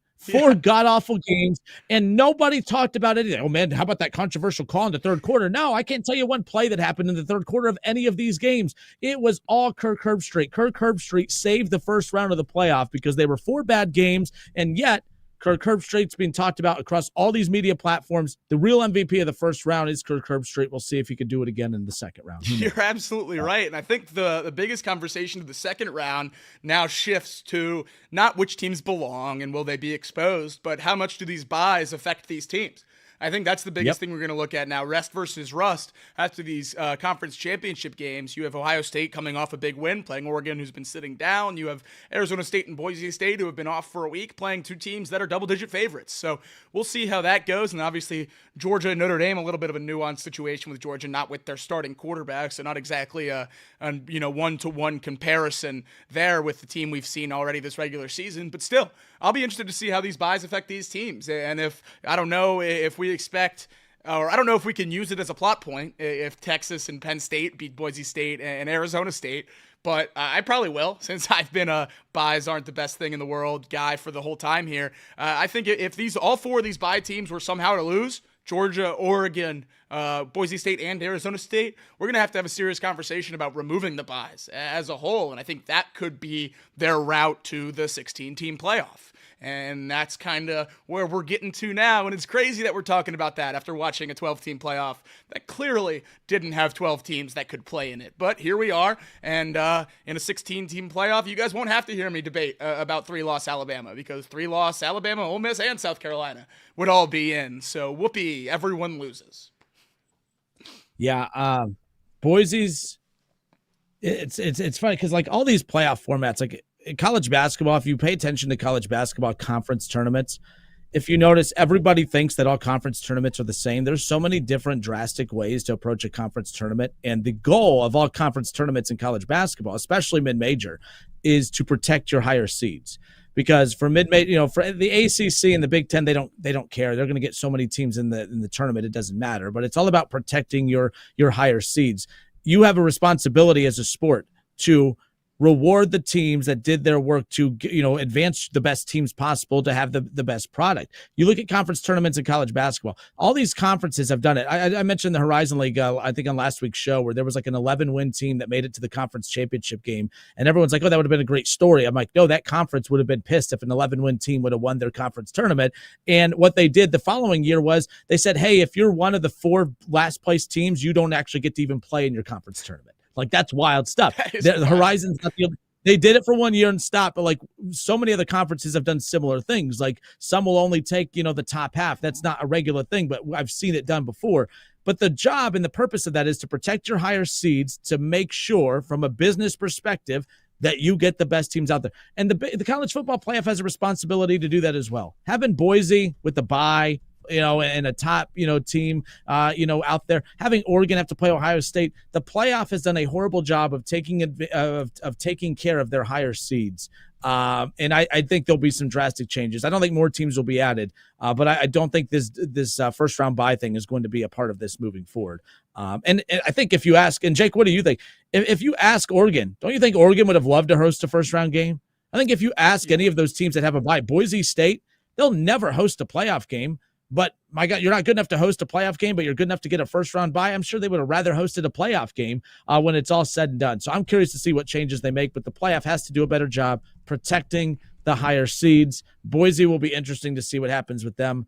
They have a chance to at least, represent the little guy, go on a run, represent the little guy, go on a run. It'll be interesting to see if they could do that against Penn State.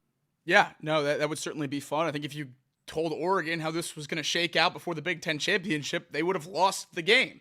So that's an even bigger question of this conversation is, which do you want to win your conference championships with this format and how it shakes out? Because even if the bye teams win, I guess if Penn State finds a way to lose, then we'll have a conversation about that. But yeah, I think Penn State certainly has the draw Oregon would have preferred, even though they play that extra game. So we'll see how these pan out as we keep going. But yeah, Oregon an underdog in their first game, just the first time the number 1 overall team has been an underdog since Alabama against Georgia in that 2021 national championship. So crazy that this is the draw they get in their first postseason game. And yeah, I think it just, keeps adding to the conversation of what's really worth it when we talk about postseason football before the playoff. Justin Kinner, Jacob Tissett with you here, 1410 ESPN Radio. NFL, NBA, who should own Christmas Day? Let's finally get to that when we come back.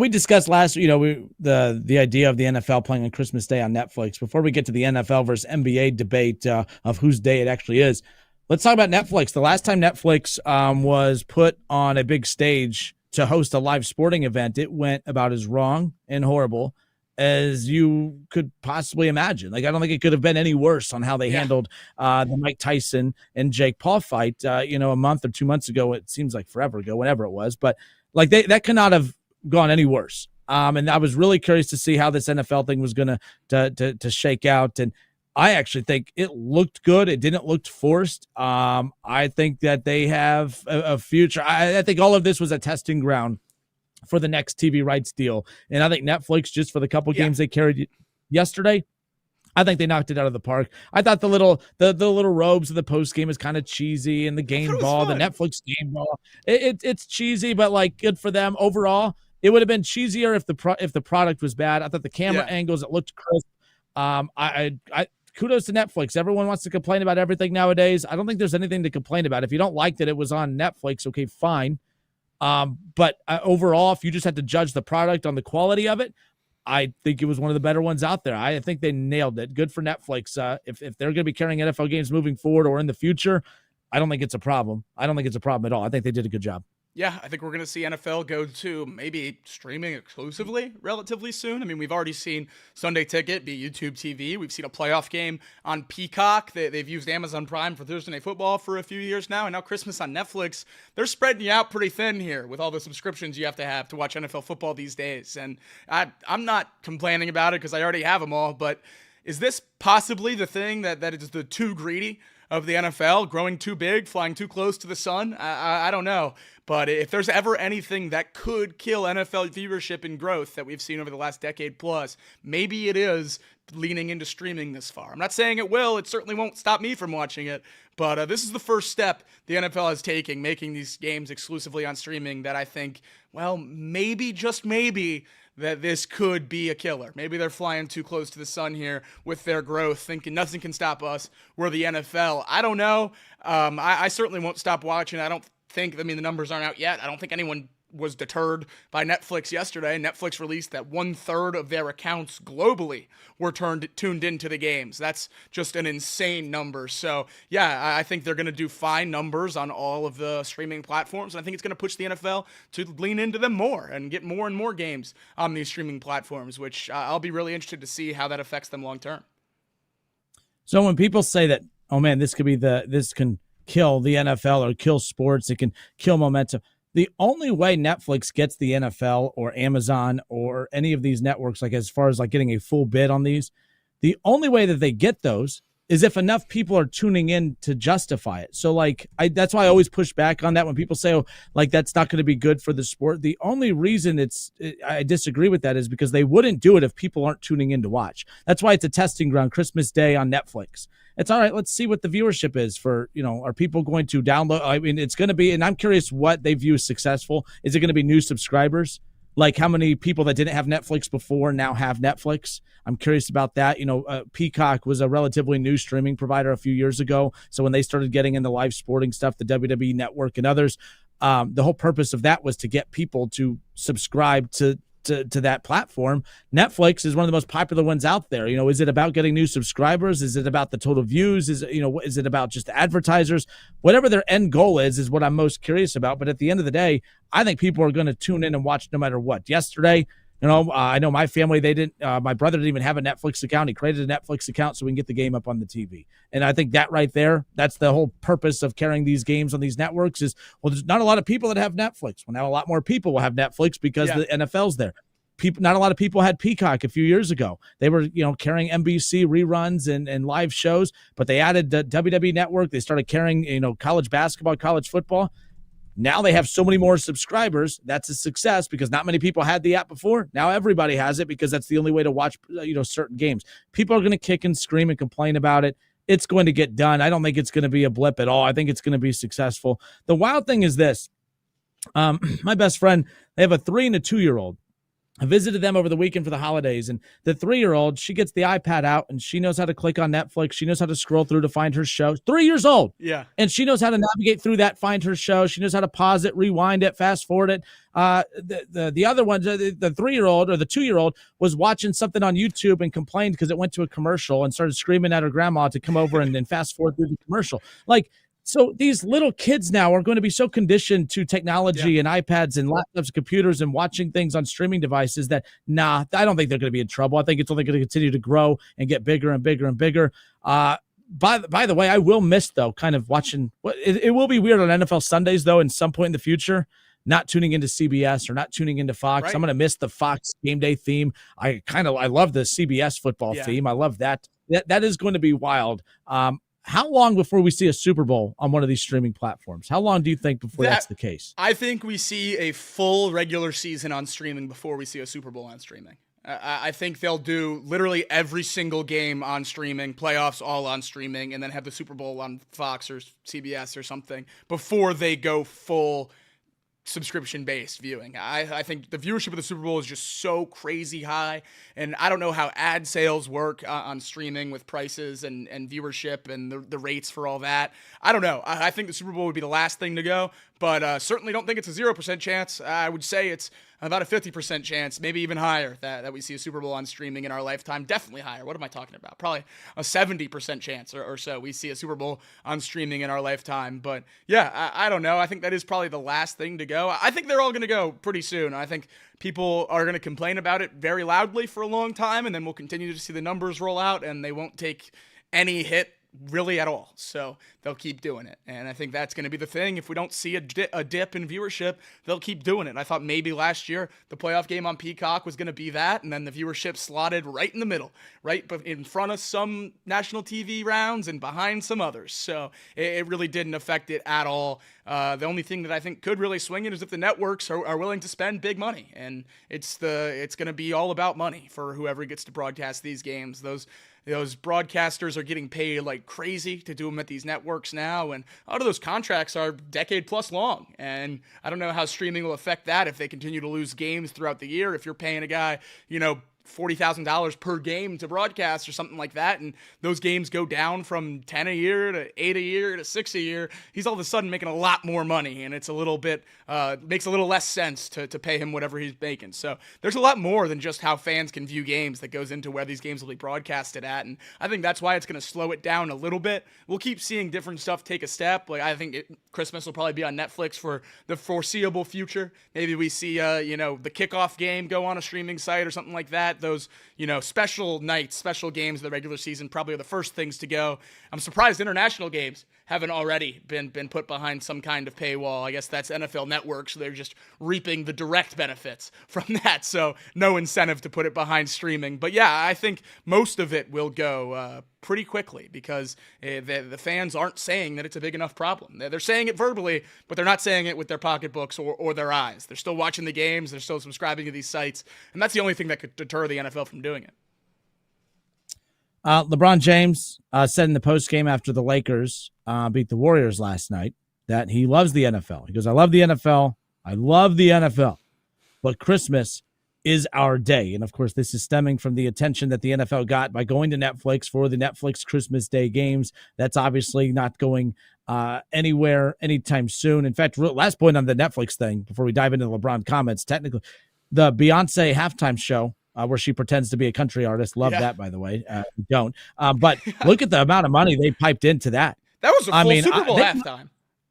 It was longer. Yeah. I think, look, like Beyonce, don't like Beyonce. That was I thought it was a cool little halftime show. Like it's a Christmas Day. You've seen what the Thanksgiving Day halftime shows are. Some of those are a joke and have been made fun of in recent years for some of the low quality props that they put out there just to get a name out there to sing a couple of hits and take off. But yeah, Beyonce pretended to be a country singer yesterday at halftime for the game, but I'm like, that right there, the amount of money that they dumped into that. By the way, kudos to the NFL for not just paying Beyonce to come to speak for a couple minutes. They actually paid her to perform. Kudos to the NFL for knowing what you're doing with that. That actually might work. Nice. Who knows?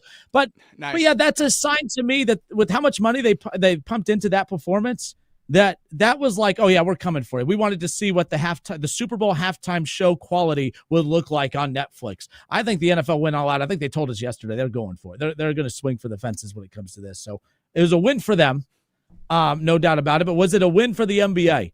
I'm going to say no, because the league's biggest star had to comment on it in the postgame last night after the Lakers edged the Warriors, came out on top. LeBron and the Lakers, of course, squeaked past Steph Curry and the Warriors. Because I love the NFL. I love the NFL, but Christmas is our day. For me, growing up, Christmas Day was all about the NBA games. We didn't even think about the NFL on Christmas Day. That's no longer the case. What do you think of LeBron, the face of the league, coming out and saying, yeah, love the NFL, but Christmas Day is our day? Is it, though? I don't think it is. It's not. And we'll see when the numbers come out if it still is. And I would fully suggest that even though NBA games are on ESPN and ABC and nationally televised, and the NFL games are behind a paywall on Netflix, I think the NFL is going to dog walk the NBA in terms of viewership numbers on yesterday. So we'll see in that sense when those numbers come out. But yeah, he's absolutely right. In terms of until the last couple of years, Christmas was the NBA's day. I'm not a huge basketball fan, but I always circled Christmas as the start of the NBA season. I know it starts in about October, but that's when I would watch the NBA. I'd watch all the games on Christmas when I'm spending time with my family, and then I would kind of have a grasp on the star players and the good teams as we moved into the rest of the season. Now, with the NFL games taking over, I'm locked in on football all day. And the 2 games yesterday were absolute stinkers, an absolute terrible window. 29-10 blowout, Chiefs over Pittsburgh, and 31-2. The Ravens beat the Texans 31-2. I mean, just 2 absolutely terrible games. And I never switched either of them over to the basketball games. I watched those games the entire time. And I do think that is because of Roger Goodell. And it's a huge round of applause to him putting the games on Netflix. Not only more money in their pocket, but it's a lot of work for me to flip over to an NBA game during a commercial break, during a blowout, and get back to that NFL game. You can't do it. If they're in 2 separate apps, by the time you leave Netflix, get to cable, get the ESPN on, and then get back to Netflix, the game's already kicked back off. So not only did the streaming put more money in their pocket in terms of subscriptions and revenue, but people probably weren't leaving the games nearly as often during commercial breaks and everything else to switch over to the NBA. Yeah, I think Netflix and all the stuff that went into it was a knockout punch from the NFL. I think if the games were much better, then we would certainly be talking about the quote-unquote death of the NBA on Christmas. I do think there's a wide open hole and a big-time opportunity for someone, unless the NFL just sneaks in there too. Christmas Eve. I was sitting at home all day on Christmas Eve, wishing there were games being played. I stayed up late, watched the 5 overtime Hawaii Bowl. It was phenomenal, but I want more games during the day. No games during the day on Christmas Eve when most people are off work. NBA, just audible. Just slide it back one day. 24th, full slate of your best teams. They play a couple games on Christmas, that's fine, but make the 24th your marquee day. I think that would be good for fans and everyone, and would probably give the NBA a solid day to themselves back until the NFL takes it in like 3 or 4 years. You talk about pivoting. Do a 10 a.m. game. Tip off Christmas morning. Okay. Do a 10 a.m. game. Do a 6 a.m. game for the little kids opening presents, and dad gets to watch some hoops. So, yeah, like take advantage of those windows where there isn't something. But here's the deal. And let's step away. I want to pick up with this, too. Everyone's blaming the big, bad NFL for this. And no one's blaming anything. No one has a problem with it. But the NBA, there's NBA fans in the NBA and LeBron James, the NFL, they're getting a little too greedy. And I'm here to tell you, you should not blame the NFL. The NBA is who you need to blame for why this is happening. We'll close out the radio side of this when we come back.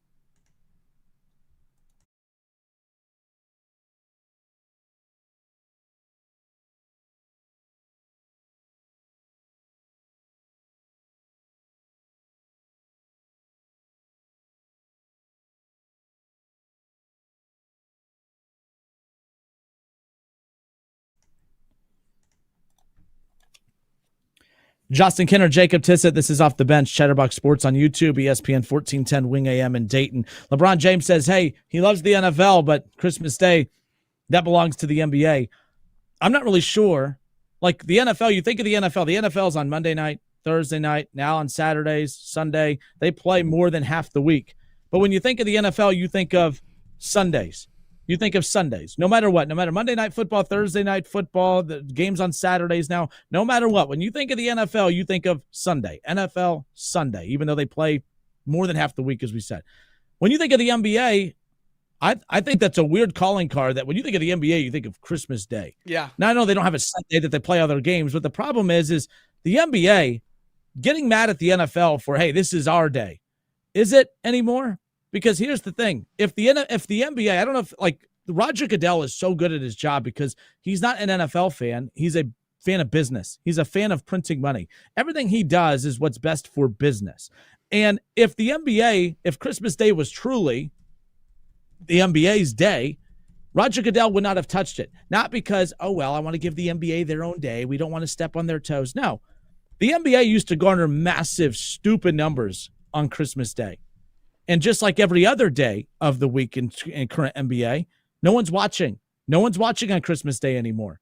So the fans are telling you, no, you could say it's your day, LeBron, but it's not your day anymore because we're not tuning in and watching. Yeah. And the NFL sensed some vulnerability there, and they swooped in and took it because the numbers for the NBA used to be so big that the NFL could have come in, put a couple NFL games on, and maybe pulled a portion of those NBA fans away, and then you have an NBA number that's average and an NFL number that's average.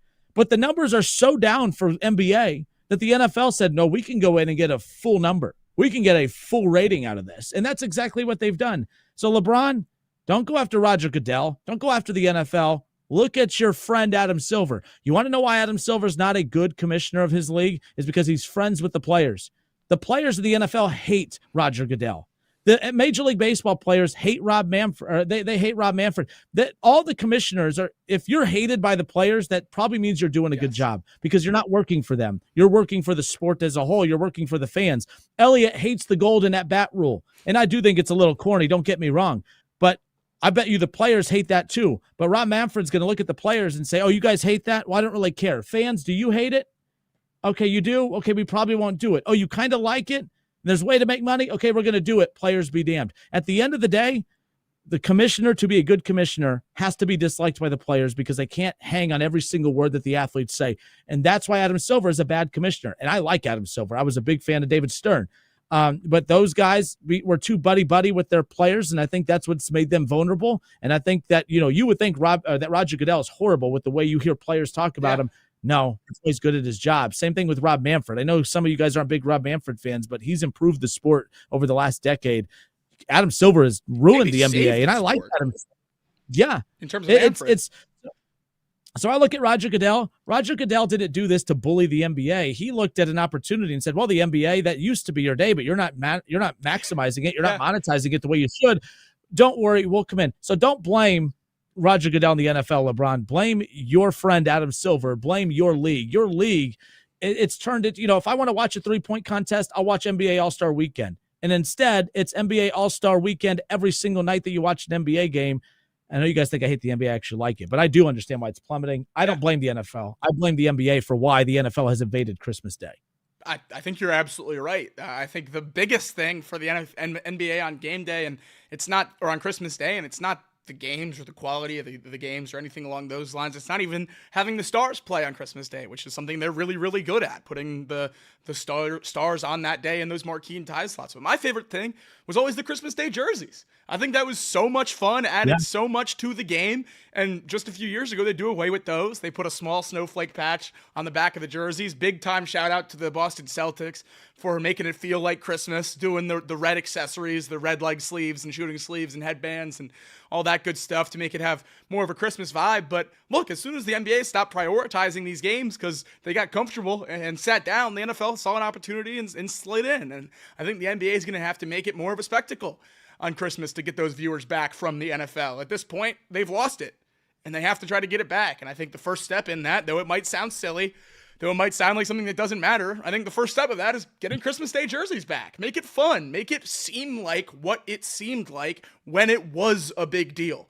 When you turn it on now and it's the same uniforms they're wearing on Wednesday night in October, it doesn't have that same feel that it's a bigger game, that it means more. Even though it's just part of the regular season, it has a little extra to it, and that's because everything looked different. It's the same we talked about with the finals, that I'm sure we'll talk about whenever that time rolls around. Doing away with the big on-court logos. It's such a little piece of the game that made it seem so much more important. And if the NBA gets back to the presentation and the other stuff that matters outside of just basketball, then I think that'll be how they can come back. I think people are too focused in the NBA on, they're taking too many threes, fouls are a problem, free throws are a problem. It is. A lot of that is a problem. I also think a big part of the problem is there's too much focus on the game of basketball. That might sound silly right now, but the NBA is entertainment more than really any professional sport is. With an 82-game season and no one, including the players, cares about the first 50 or so of them, I think you have to lean into the entertainment factor. And for a while they did that. And it was the presentation. It was inside the NBA. It was all that stuff, the jerseys, the courts. And now they seem to be going the other way. And I think in a time where your sport is failing or at least trending in the downwards direction, you should be leaning into that stuff, the fun stuff, the stuff the fans like most. And it seems like the NBA is doing the opposite. And I'm not entirely sure why, but they are the ones to blame for all of this. Yeah, I saw, and who knows what's going to end up coming to this too. By the way, one adjustment you can make, take that, the play-in or the season cup tournament, whatever, put the finals of that on Christmas Day. Absolutely. Like that's an adjustment. That's great. Start those little tournament games a little bit, maybe a week or two later, to where they finish up. Hey, we'll find out who the champion is, so that Christmas Day owns that particular. And then, by the way, when that championship game is every. I never know when I didn't even know it wrapped up. I didn't really know hardly anything about it. Not really talking about it now, but put it on Christmas Day. And then more people are going to watch on that day than any other day in the early November, December timeframe. And at least more people might learn about it when it's all said and done. Yes, I know we don't do a lot of NBA talk here, but it did tie in. Saw a couple people say they don't care about NBA in this area. It tied in to the fact that the NFL, we watched 2 bad games yesterday. Yeah. No one watched the NBA. And we're just trying to figure out why, because, at Cincinnati, Dayton, there's no NBA teams around here outside of the Pacers a couple hours from here, and Cleveland 3 hours from here. Bottom line is the NBA used to be a big talking point no matter what part of the country you lived in. Now, not so much, but good for the NFL. When it's all said and done. Jacob Tissett with you here, and Justin Kinner, 1410 ESPN Radio, and Off the Bench. Weird show today. I did not think that I would be saying I would take Zach Taylor over Mike Tomlin, but that's what took a weird turn. I had a buddy text me and say, hey, I saw someone just messaged me saying, hey, your boy's out of control. He just said he would take Zach Taylor over Mike Tomlin. It sounds like a wild take, but I don't think my explanation for why is that terrible, to be honest. I don't think it's that. We'll see what the general population thinks, because I'm going to get that sucker clipped up and out there. So we'll see what the responses are like. Yeah, and again, it sounds ridiculous. And I truly believe if Mike Tomlin and Zach Taylor are on the market, no one is going to be saying, I'll take Zach Taylor over Mike Tomlin. But at the same time, it is very, very strange how drastically different those two coaches are. But you want to be playing your best football at the most important time of year. And Mike Tomlin is 11-13 in the month of December since 2019. 11-13. They play below 500 football in the month of December when you should be playing your best football. This is another season where they're having an epic collapse in the final month of the regular season, just like when they were 12-0 or 11, whatever it was, 12-1 a few years ago, an epic collapse that led to the Browns getting a win in the postseason at Pittsburgh. Mike Tomlin drops the ball more times than not. And more times than not, pretty much every year, but they hang their hat on the 500 streak that has continued. That's an individual stat, not a team stat overall, when you really think about it, how they frame it. I think at the end of the day, Zach Taylor jumped, his teams, are they prepared to start the season? Doesn't look like it. But they don't quit on him. Yeah. The Steelers seem to quit on Mike Tomlin at this time of year every year. That's why they don't win football games in the month of December. Zach Taylor, in his 6 years with the Bengals, has had 1 year below 500 in the month of December. Even the couple years that they were rebuilding when they were getting Joe Burrow and Jamar Chase, the Bengals were a bad team in the month of, heading into December. They were still playing hard for Zach Taylor. They weren't quitting on Zach Taylor, even back when they didn't have Joe Burrow. So at the end of the day, I'll take a coach that has his team prepared to play at the most important time of the season. What's more important? Like the Steelers, the Bengals, you would love the Steelers start to the season. Look how they kicked ass to start the season. You would have loved that start. But how much would you love Zach Taylor right now if they were fumbling the ball heading in to a potential postseason run or lack thereof? Or would you rather have Zach Taylor, who has his team playing their best football at the most important time of the year, to where if they make the playoffs, you guys have said it. No one wants to play the Bengals come playoff time. The Bengals have been bad all year, but the Patrick Mahomes and the Chiefs, they don't want to play Joe Burrow and the Bengals. The Bills don't want to do that. That's because Zach Taylor has his team ready to play. They weren't ready at the beginning of the season. I guarantee you, as dumb as this sounds, the Chiefs, bring on the Steelers. The Bills can't wait to play Pittsburgh. No one's afraid of Pittsburgh in the postseason, and it's because they're playing like crap at this time of year. They feared them back in September. In October, some in November, they're not fearing him now, and that's a constant pattern. The other constant pattern, Zach Taylor has his guys ready to play every year at this time, and it hasn't always been with Joe Burrow. He didn't have Joe Burrow last year. They finished above 500. Yeah. They didn't have Joe Burrow his first year here. They finished above 500. They always play their best football at the most important time of the season. I'll take that coach over the other coach any day of the week.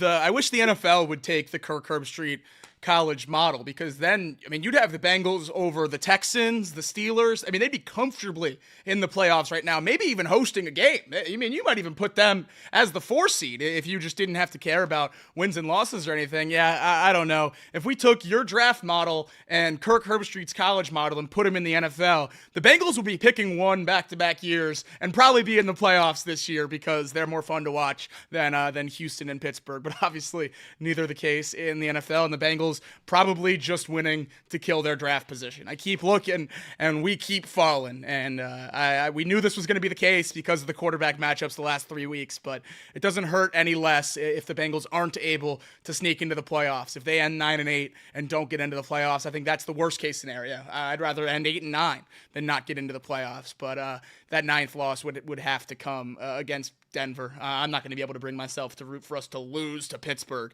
just to help draft positions. So if the season ends this week against Denver, then certainly we'll have a different discussion maybe when we get to that point. But I'm optimistic going into Saturday. I think the Bengals will keep their season alive going into the last week of the year.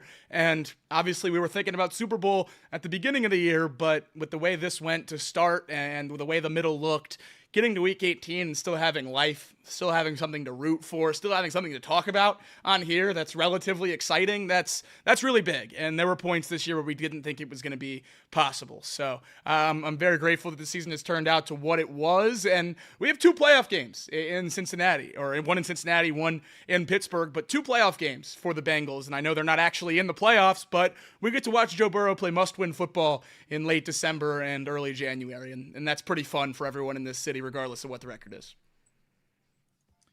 All right, Justin Kinner, Jacob Tissett off the bench, presented by United Dairy Farmers. But yeah, who would have thought that the take that everyone buried me for in the offseason when there was nothing to talk about? Reed, I think Reed was in the chat earlier. Reed, hope you're doing well. Merry post-Christmas, I guess. But yeah, you two dunked on me. I mean, it was just posterized. I got posterized by you two. But who would have thought that your team would have been the perfect example of why my draft model would benefit you more than anybody else? Yeah, that all came twice from in a row. stop incentivizing losing. Prime example, the Browns, they are going to be rewarded for who they were this year. And your team is fighting to the very end. Most likely going to be the first team on the outside looking in, and you're getting punished. That's where that draft take came from. I hate incentivizing losing. Even though it works, the draft process for the NFL works, I still hate the concept and idea of rewarding losing. And that's what the NFL does. That's what a lot of sports do, but nonetheless. All right, well, we're done. We'll be back next week. I know we're off tomorrow. A couple, final holiday festivities as we wrap up the holiday week. But excited to get to the new year and hit the ground running. So there you go. By the way, the Globetrotters are going to be in Dayton coming up on New Year's Eve, and I'm going to break out the video on our next show. Are you suiting up with again? all of us back in studio.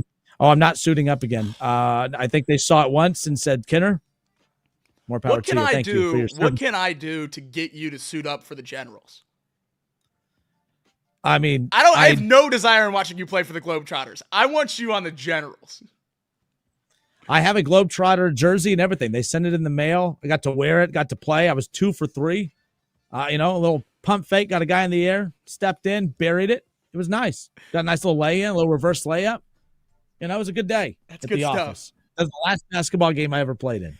But no, I have the video. We're going to air the video on the next Off the Bench to kick off the new year. That's how we're going to kick off the new year, is watching my fat ass try to play basketball with the Harlem Globetrotters. All right, everybody, have a great rest of your week. Thank you, Jake. I appreciate you getting up here on our off days to make sure we got a show out there for everybody.